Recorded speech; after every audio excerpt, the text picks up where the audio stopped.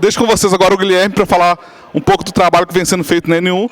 Guilherme, obrigado pelo convite. Está com você.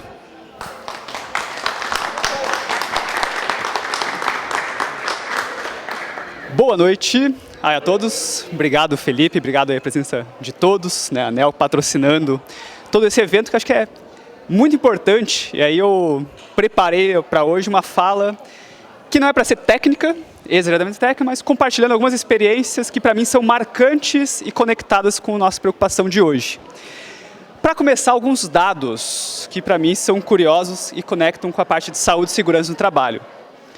Por exemplo, o Brasil hoje figura aí o país mais ansioso do mundo, né? O segundo percentual mais estressado, mais de um terço aí com sintomas de burnout. Então temos alguns dados aí. Temos aí também de 2022, dados aí de 612 mil acidentes de trabalho e mais de 2.500 óbitos. Tem um dado também que é bem marcante, porque tem algumas variações dos estudos que falam que essa quantidade de acidentes pode ser muito maior. Então, algumas fundações falam que pode ser 3 vezes isso, 4 vezes isso, já cheguei até a 7 vezes isso. Por quê? Justamente pelas omissões, né? Porque tem toda uma questão de auditoria, custos, as empresas vão tentar omitir esses dados. Oi. Vou te pedir um favor. Nós vamos atrapalhar um pouco a filmagem ali, mas vou pedir para você falar aqui do meio, que a gente acho que a gente vai conseguir te ouvir melhor. Ah, legal. A gente está sem som, mas pode falar com o microfone mesmo, porque ele está gravando. Você dá um espacinho aí? Todo. Maravilha. Aqui fica legal? Beleza. Então, ó, dados marcantes aí também, cara. A gente tem um custo, aí de 2022 pelo menos, de 20 bilhões de reais em decorrência dos gastos de acidentes no trabalho. Considerando o PIB do Brasil, a gente gasta mais de 2% do PIB só tentando recuperar as condições devido aos acidentes que a gente tem por aí. Então, é uma condição que ela é bastante chamativa, a meu ver. A gente tem uma necessidade absurda de algo a ser feito neste campo, e aí que acho que a OBM tem muito a colaborar. Justamente enquanto uma ciência amplamente fundamentada, com milhares de artigos que podem auxiliar a gente com evidências, com dados, corroborando essas práticas. E a gente tem alguns desafios. E aí tem uma grande problemática para mim. No caminho, me veio a questão, qual que é o percentual na nossa sociedade que é cientificamente alfabetizada? Boa pergunta. Alguns anos atrás, eu encontrei esse dado e era uma questão de um dígito só, era menos de 10%. No caminho, eu tentei procurar isso, eu achei 16%, mas não tenho certeza. Tá? Não é um dado que eu vou colocar minha mão no fogo, né, por esse percentual, cientificamente alfabetizada, né? Então, pessoas que são capazes de entender um conjunto de dados, qual que é a diferença entre causalidade e correlação, e tomar decisões no seu dia a dia, no seu cotidiano, a partir de algum fundamento mais consistente, científico, mais realmente bem fundamentado para qualquer decisão relevante. Por que tudo isso é importante? Porque enquanto OBM a gente está cheio de preocupações aí, quais são as melhores evidências? Você viu o artigo tal, né? E os autores, não sei o quê, nossa, aí uma publicação, não sei lá, tal, super legal. Beleza, só que o quanto isso fica centrado na gente, o quanto a gente consegue, né, furar essa bolha, considerando que a gente tem um problema absurdo no Brasil nessa magnitude, tá? E aí eu queria compartilhar 3 experiências minhas ao longo da trajetória, que para mim são marcantes porque conectam um pouco com essas preocupações aqui.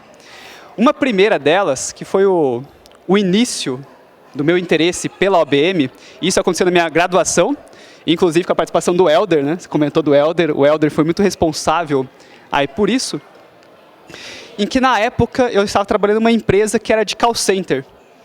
Call center é uma empresa, um lugar super saudável, qualidade de vida, galera? É tudo menos isso, né?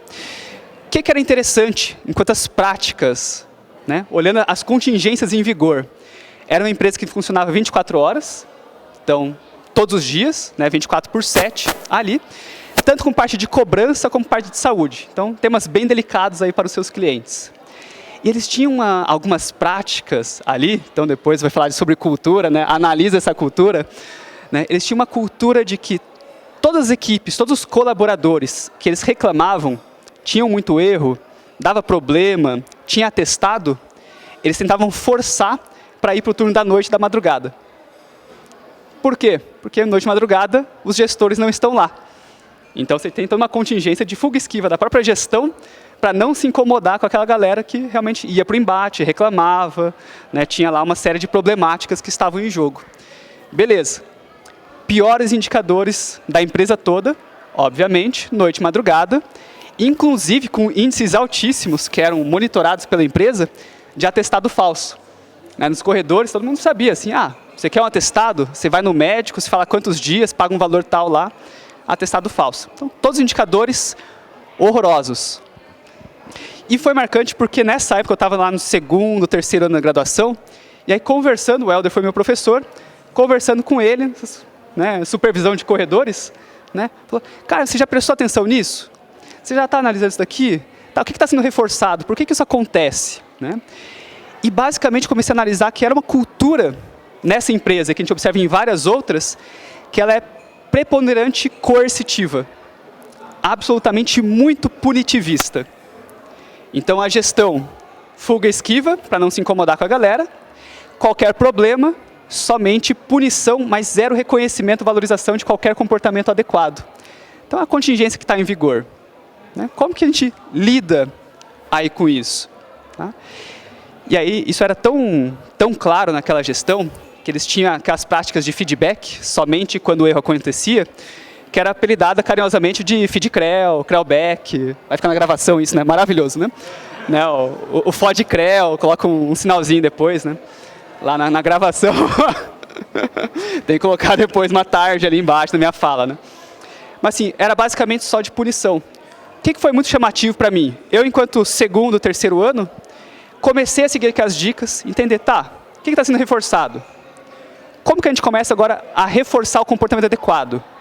Como que a gente consegue dar instruções e não só mandar, segue tal tarefa, faz tal jeito, mas ensinar a função das atividades que estariam lá? Como que a pessoa poderia ter maior poder e manejo do próprio atendimento para ter melhores resultados? E naquela época a gente tinha uma situação que tinha colaboradoras, assim, um grande índice de insalubridade mental, ansiedade. Tinha casos de ataque de pânico, que acontecia lá também. Então, colaboradores chegaram a ter o diagnóstico de chegar no portão da empresa e começar a chorar, que não queria entrar. Então, nesse nível, as atividades como aconteciam ali. O que era muito legal? Práticas de feedback, reconhecimento, valorização. Eu assumi a liderança, né, dessas equipes nessa época da noite e da madrugada, né, justamente o caos estabelecido ali, e comecei a seguir tudo que o Helder falava. Não, faz isso, todos os livros, comprei aquele livro do Albert Daniels também na época, devorei ele, comecei a aplicar tudo. Questão de 60 dias. Isso me impactou, 60 dias. Noite e madrugada, melhor equipe da empresa toda. Os dados, as métricas que a gente tinha de atestado, noite e madrugada, zero. Os clientes começaram a relatar nas gravações que começaram a ligar de noite e de madrugada porque eram melhores atendidos e preferiam agora esperar para justamente falar com essa equipe. Olha que sensacional. A gente tem toda uma prática, uma ferramenta altamente eficaz e também eficiente que consegue ajudar a gente com muitos problemas, com uma velocidade bastante consistente, convenhamos. Né? Isso foi algo que me impressionou e foi a minha chave, né, para entrar, de fato, na OBM. Só que, por outro lado, a gente tem uma dificuldade também de aplicar isso em larga escala. Né? Beleza, tive essa experiência, foi fantástico. Chegou até a ser um problema, né, porque na empresa lá todo mundo queria trabalhar nesses horários e não em todos os outros. Mas, basicamente, como que a gente, né, a problemática que fica, como a gente converte tudo isso. Tá? E no senso comum, na prática geral, a gente não tem a sociedade atenta a detalhes. E aqui a gente está em um grupo especialmente qualificado para examinar sobre isso, mas tem experiências que podem parecer chocantes, mas agora vou dar um relato de uma empresa de grande porte, né, de altíssimo porte, né, quase uma Petrobras ali da vida, com galera que realmente tem cacife para fazer investimento e tudo mais. preocupações sobre segurança.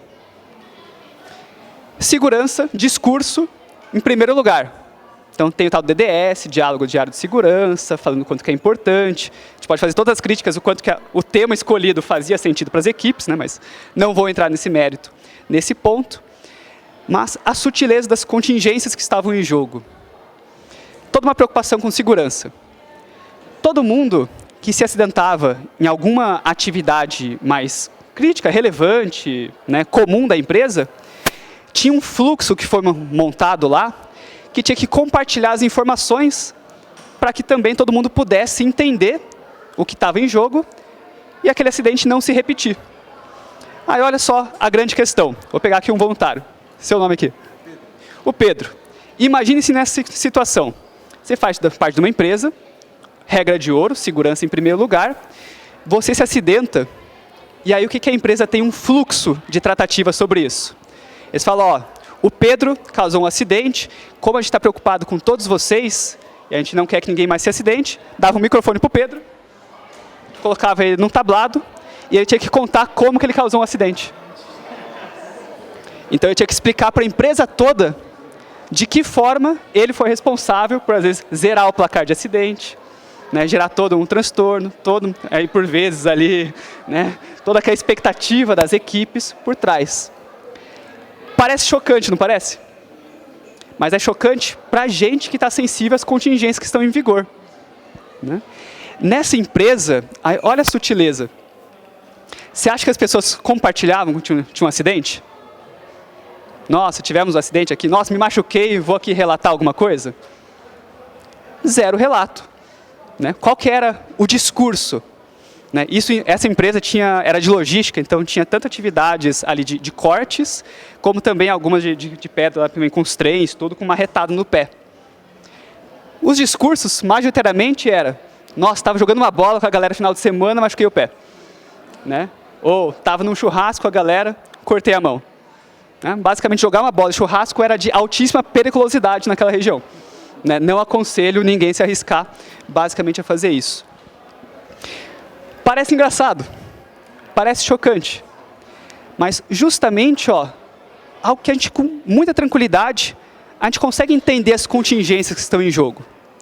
A gente consegue entender como que o fluxo de gestão, as práticas que estão ali presentes, vão promover alguns comportamentos que são absolutamente inadequados.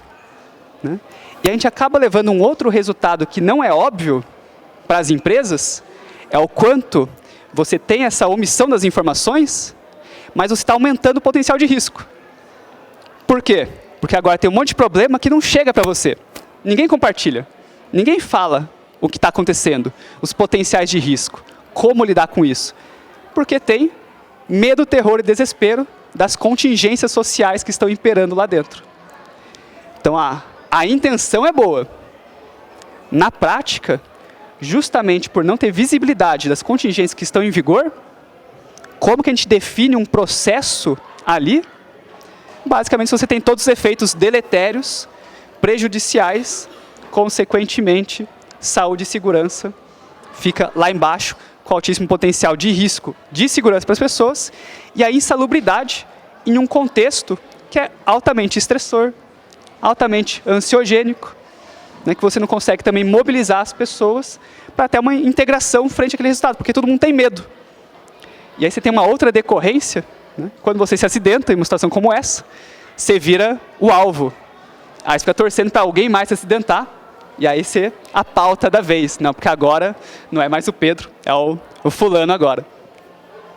Vou trocar de novo, agora nós temos o microfone melhorando. Nem temos o grau ainda no som. Voltamos para cá? Voltamos. Pode vir aqui.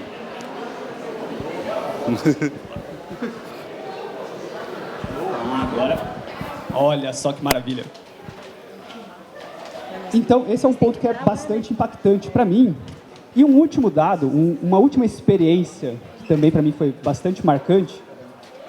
Uma empresa também de grande porte, né? Na época eu era mais novo, né? Não tinha barba, então eu parecia também bem mais jovem do que eu pareço nesse momento.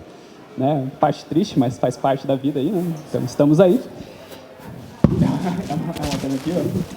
E basicamente estava numa dessas empresas em que, em um certo momento, eu estava com um projeto de desenvolvimento de líderes com preocupação de saúde e segurança.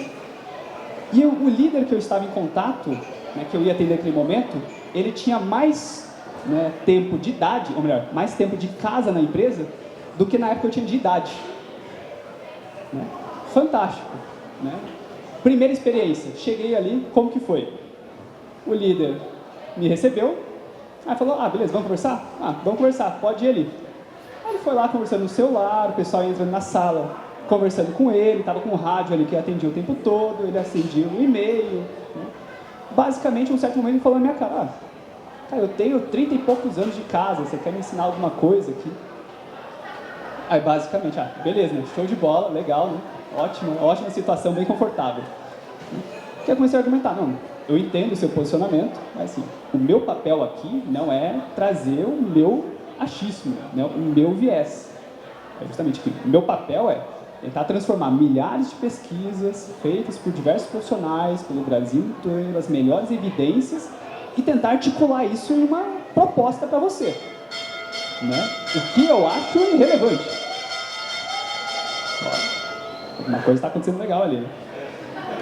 Então, vamos analisar essa situação. Né? Então, o que eu acho é irrelevante. E esse é o nosso papel, a meu ver. Né? É realmente consumir muita literatura científica, ver quais as melhores práticas, as melhores evidências, enquanto uma função ética que está em jogo também. Que não fazer isso é você aceitar que você vai estar oferecendo algo que não é tão bom quanto poderia. Ou pior, né? Poderia até gerar um mal-estar ou algum efeito negativo para essas pessoas. O que foi legal? Essa preocupação, a OBM, então, vem com essa proposta de tentar mensurar os resultados. Criar métricas para os comportamentos e para os resultados que são de valor. Beleza, vamos tentar aplicar isso. E aí eu consegui fazer um combinado ali com ele, entendo o seu posicionamento, mas vamos testar o seguinte. E aí percebo que tem contingências, né? Então a presidente da empresa estava me pagando lá, então tinha uma contingência superior que fazia ele acatar o que eu estava falando em algum grau, pelo menos. Tá? Vamos começar a contar o seguinte, ele tinha uma prática muito coercitiva. Aquele líder que bate na mesa, que grita, que xinga a galera. Qual que é a grande problemática? E aí um dificultador, a meu ver, de lidar com isso. Um líder que faz isso tem bons resultados? Ele atinge a meta. No curto prazo, né? Ele atinge a meta. Você tem uma meta de tanto, o controle coercitivo faz aquela meta ser atingida. E aí você vê no gráfico, geralmente é até bem bonitinho. A meta é X, a galera realiza X mais 1. Né? O suficiente para não ser incomodada, para não realmente ser o alvo do desligamento e tudo mais. Então, assim, é o desempenho, eu tenho que fazer. Gosto de fazer? Não. Odeio esse lugar? Show de bola. Mas tenho que fazer, quero o dinheiro, eu faço. Então é o mínimo necessário, o mínimo possível. Então para ele aquilo era fantástico, funcionava. Funcionava e atingia as metas, ele tinha as metas atingidas. Beleza, então vamos fazer o seguinte, você não quer aceitar o que eu quero fazer, tudo mais, você tem uma equipe grande, vamos tentar fazer uma proposta. Criei um protocolo ali com ele, de medir tanto quantas vezes a equipe dele buscava por ele para pedir instruções, quantas vezes ele notava algum tipo de conflito dentro da equipe, quantas vezes tinha algum tipo de retrabalho nas atividades que a equipe dele executava e alguns outros indicadores associados. Então vamos fazer o seguinte, beleza, você tem uma equipe grande, você escolhe, metade da sua equipe você faz do seu jeitão, você faz do jeito que você acha que é, metade da sua equipe você faz exatamente dessa forma que eu estou te propondo. Aí estabeleci com ele lá, então estratégias, formas de como dar instrução, estratégia de feedback, focar no feedback positivo, né, estratégias que sejam reforçadoras, manejo.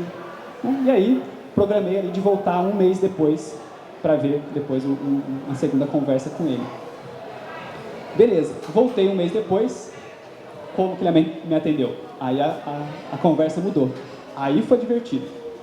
Porque eu cheguei, aí pegou o celular e falou, fulano, vou estar aqui com o Guilherme, qualquer problema, fale com o encarregado, segundo lugar, vou ficar disponível por 2 horas. Desligou o celular, desligou o rádio, trancou a porta, agora eu quero te ouvir. Aí ele pegou um caderninho e começou a anotar.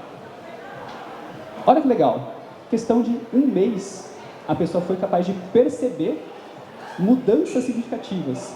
E comentou que na segunda quinzena, depois de 15 dias, ele já começou a fazer com a equipe inteira do jeito que eu tinha proposto ali para ele. Apagou o experimento. Eu tinha uma expectativa de mostrar os dados, olha aqui um e outro, não rolou, né? Não foi dessa vez, mas foi satisfatório no final das contas. Perdemos o dado, né? Mas temos ainda a felicidade de um resultado bom ali para eles. Por que isso é interessante? E por que essa é uma experiência marcante para mim? Justamente, mais uma vez, olha a eficiência da coisa. Olha o quanto a gente consegue criar estratégias que mesmo uma pessoa que não é especialmente qualificada na área, não conhece a nossa literatura, consegue começar a perceber mudanças possíveis, potenciais. Por quê? Porque eu sou talentoso? Não, porque a gente tem milhares de pesquisas, fundamentos, evidências, boas práticas que a gente consegue replicar. O grande desafio é esse. Quantos líderes assim a gente não tem? Quantos líderes a gente não vê que tem práticas como essa e que replica sistematicamente? Isso, né, o último dado, é assustador em certo grau. Por quê? Porque eu já estive em eventos também, em congressos de outras áreas, em que você tem treinamentos para fazer exatamente como esse líder fazia. No sentido de você tem que bater na mesa para energizar a galera, né, para estimular. Exatamente. Nossa, tapa na cara que a galera vai ficar animada, vai trabalhar horrores. Funciona, que é fantástico. E não vê todos os efeitos colaterais que estão em jogo. Né? Basicamente, né, questão de saúde. A pessoa não vê você desenvolvendo um burnout. Ela vê que você entregou o projeto no tempo. Está funcionando. Show de bola. Maravilhoso. A sua ansiedade, seu estresse, você que é fraco. Né? Você que deu azar aí por qualquer outra razão do destino. Então, nós temos um problema que é, a meu ver, social. Não é à toa que estamos aí, primeiro, mais ansiosos, segundo, os mais estressados, indicadores, inclusive, em tendência de ascensão, aí também, desses problemas, tornando absolutamente necessário nosso investimento aí na área. Então, né, e isso é tão forte na sociedade, o quanto a gente precisa divulgar análise de comportamento, a OBM, enquanto práticas, porque basicamente a galera ensina isso achando que está fazendo uma boa prática, justamente por não entender todos os efeitos e não conseguir fazer uma análise relevante, comportamental, que consiga ver esses indicadores. Então, temos um potencial? Temos. Temos muito a oferecer? Temos. Mas temos aí também um desafio gigantesco. E aí eu encerro minha fala, né? Aproveito ali que o Felipe está com uma caneca em sua mão, né? Propondo realmente um brinde, porque eu acho que esse é o tipo de evento.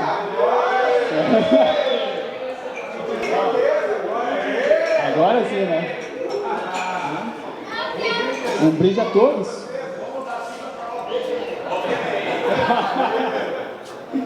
Estamos juntos nessa. Né? Temos muito potencial, temos uma ciência fantástica, temos uma ferramenta incrível para ser aplicado e temos um desafio, né, que a gente pode olhar o copo meio cheio e meio vazio, como dizem. Né? Meio vazio, se eu encher o meu aqui ainda, né? Meio vazio, temos muitos problemas, né? Nossos indicadores são horríveis. Copo meio cheio, o potencial de melhora é absurdo também. O que a gente pode fazer é um absurdo. Então, esse é o tipo de evento para a gente poder se unir, capilarizar, disseminar as boas práticas. Então, estamos juntos nessa. Obrigado por vir aí.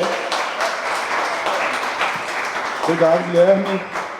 Eu vim com o chopp aqui para servir de modelo para o Paulo, tá? Porque o Paulo me perguntou assim, eu posso fazer minha fala com um copo de chopp na mão? Eu falei, pode.